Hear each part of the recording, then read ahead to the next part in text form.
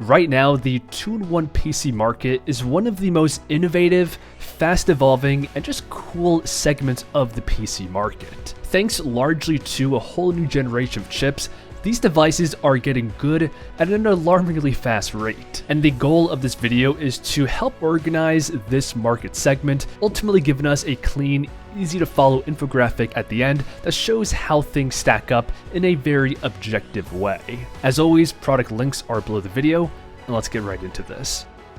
According to various online sources, reviews, popularity, and release date, our selection universe consists of the Asus PZ13. This has a price tag of $1,100, and it's essentially a Surface clone that is widely considered to be a stronger value than the Microsoft Surface. That's followed by the Lenovo Yoga 9i, a classic 360 hinge laptop with modern internals, beautiful displays, and a modest price tag of $1,200. The Onexplayer X1 is actually a 3-in-1 device, adding handheld gaming into the mix. Very innovative and promising design with a price tag of $1,400. Speaking of innovative, we have the yogabook 9i, which is a dual display 2-in-1 device. A super cool piece of technology with a price tag around $1,900. And finally, we have the brand new Asus Flow Z13, a true first of its kind performance gaming tablet with a steep price tag of $2,300.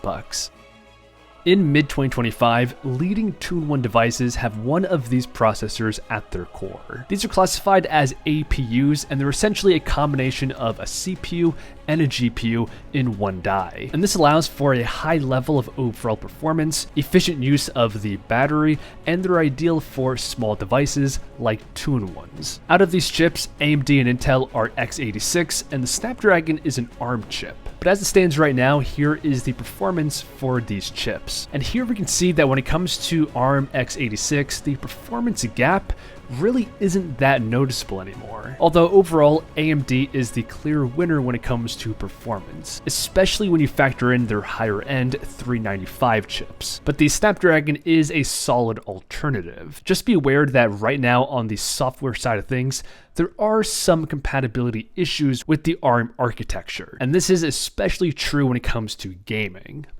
Moving beyond the chips, the core features of these devices can be split up by their displays, battery life, and overall usability. All of these machines have excellent high-resolution displays, but the Yoga 9i is ranked the best because it utilizes both an OLED panel and a high 120Hz refresh rate. The X1, the Z13 offer high refresh rates, but lack OLED panels, while the PZ13 and the yogabook 9i have the opposite issue. They have an OLED panel, but only a 60Hz refresh rate. On the battery, most of these devices have a 70 watt-hour battery, including the PZ13.